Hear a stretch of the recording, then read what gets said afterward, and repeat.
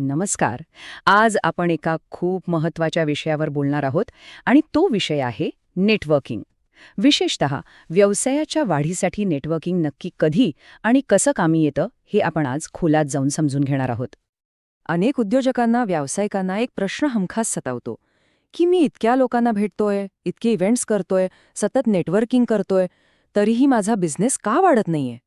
ही निराशा खूप जण अनुभवतात. आज आपण यामागचं नेमकं कारण काय आहे तेच शोधणार आहोत. बघा, आपल्या मनात एक मोठा गैरसमज असतो की जास्त नेटवर्किंग केलं म्हणजे जास्त बिझनेस मिळणारच. पण खरं सांगायचं तर वास्तव खूप वेगळं आहे. प्रत्येक नेटवर्किंगच्या प्रयत्नाने बिझनेस वाढेलच असं अजिबात नाही. अडचण नेटवर्किंग या संकल्पनेत नाहीये, तर आपण ज्या पद्धतीने ते करतो त्यात आहे. म्हणूनच कुठलीही स्ट्रॅटेजी वापरण्याआधी नेटवर्किंग म्हणजे नेमकं काय, त्याचा खरा अर्थ काय आहे हे समजून घेणं खूप महत्त्वाचं आहे. इथे बघा, नेटवर्किंग म्हणजे फक्त व्हिजिटिंग कार्ड्सची देवाणघेवाण करणं नाही किंवा कुठल्या तरी व्हॉट्सॲप ग्रुपमध्ये ॲड होणं नाही. या सगळ्या वरवरच्या गोष्टी आहेत. खरं परिणामकारक नेटवर्किंग याच्या खूप पलीकडचं आहे, जिथे विश्वास निर्माण होतो, जिथे एकमेकांना काहीतरी व्हॅल्यू दिली जाते आणि जिथे भविष्यातल्या व्यावसायिक निर्णयांवर प्रभाव टाकला जातो. या खोल नात्याशिवाय केलेलं नेटवर्किंग फक्त वेळ वाया घालवतं. चला तर मग आपल्या पहिल्या आणि सगळ्यात महत्त्वाच्या प्रश्नाकडे वळूया. नेटवर्किंग यशस्वी होण्यासाठी कोणत्या गोष्टींची गरज असते? ते नेमकं कधी काम करतं? यशस्वी होण्याची पहिली आणि सर्वात महत्त्वाची अट, तुमच्या नेटवर्कमध्ये असे लोक असायलाच हवेत जे निर्णय घेऊ शकतात, ज्यांच्याकडे अधिकार आहेत, ज्यांच्याकडे हो किंवा नाही म्हणण्याची ताकद आहे. हे उदाहरण बघा, किती बोलकंय. एका मॅन्युफॅक्चररने तब्बल 2 वर्ष छोट्या छोट्या व्यापाऱ्यांसोबत नेटवर्किंग केलं, पण हाती काय लागलं? काहीच नाही, एकही मोठी ऑर्डर नाही. पण मग त्याने त्याची स्ट्रॅटेजी बदलली. पुढचे फक्त 6 महिने तो कंपनीचे मालक आणि मोठ्या अधिकाऱ्यांच्या संपर्कात राहिला आणि त्याला त्याची पहिली मोठी ऑर्डर मिळाली. फरक अगदी स्पष्ट आहे, नाही का? आता दुसरी अट, आणि ही अनेकांना जमत नाही, ती म्हणजे सातत्य. नेटवर्किंग म्हणजे काही इन्स्टंट मॅगी नाही की आज भेटलो आणि उद्या बिझनेस मिळाला. ही एक लांब पल्ल्याची शर्यत आहे, जिथे नाती तयार करण्यावर लक्ष केंद्रित केलं जातं, व्यवहारावर नाही. हा आकडा बघा, 14. एका सर्व्हिस प्रोव्हायडरला त्याच्या नेटवर्कमधून एक मोठा प्रोजेक्ट मिळवण्यासाठी तब्बल 14 महिने लागले. विचार करा, या काळात त्याने घाई केली नाही, सतत मदत करत राहिला, विश्वास जिंकला आणि अखेर त्याला त्या सातत्याचं फळ मिळालं. आणि तिसरी अट, जी अनेकदा आपल्या लक्षातच येत नाही, ती म्हणजे तुमची नेटवर्किंग करण्याची पद्धत ही तुमच्या व्यवसायाच्या सध्याच्या टप्प्याशी जुळायला हवी.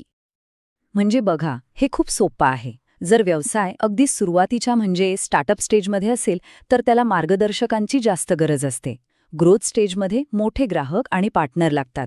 आणि एकदा व्यवसाय स्थिर झाला की मग स्ट्रॅटेजिक पार्टनरशिप आणि गुंतवणूकदार महत्त्वाचे ठरतात.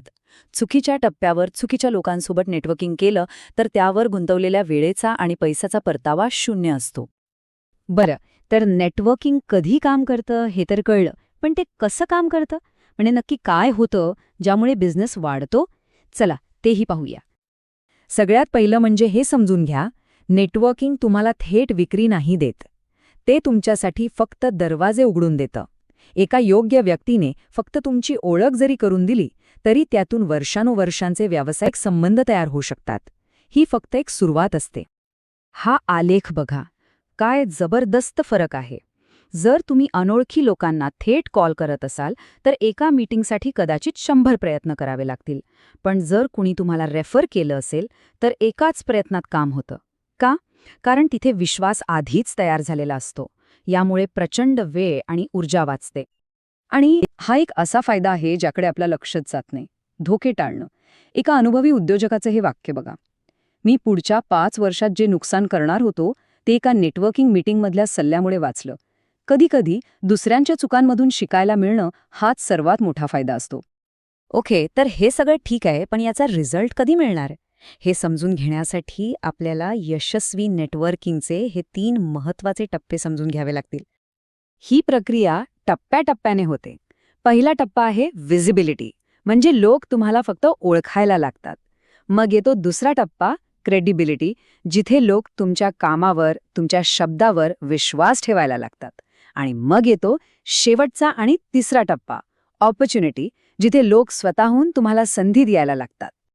आणि इथेच खरी अडचण आहे. बहुतेक व्यावसायिक पहिल्याच पायरीवर अडकतात. फक्त ओळख निर्माण करण्यावर. ते विश्वास निर्माण करण्याच्या दुसऱ्या आणि संधी मिळवण्याच्या तिसऱ्या टप्प्यापर्यंत पोहोचतच नाहीत. आणि म्हणूनच त्यांचे सगळे प्रयत्न वाया जातात.